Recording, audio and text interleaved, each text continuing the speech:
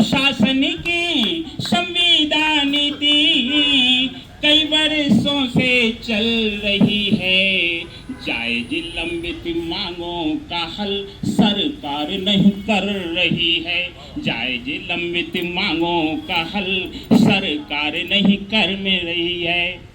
कि कर्मचारी हित की देते दुहाई, अब सच्चाई सामने आई, कर्मचारी हित की देते दुहाई, अब सच्चाई सामने आई। और भेदभाव की सोच शासन की, भेदभाव की सोच शासन की मुझे समझ नहीं आ रही है, मुझे समझ नहीं आ रही है।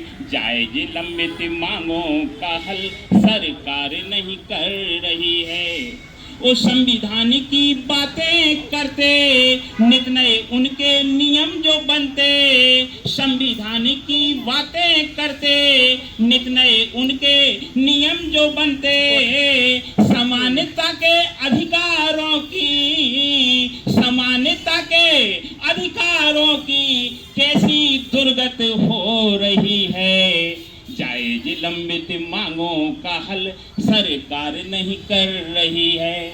उस शासन की संविधान नीति कई वर्षों से चल रही है, जायज लंबित मांगों का हल सरकार नहीं कर रही है।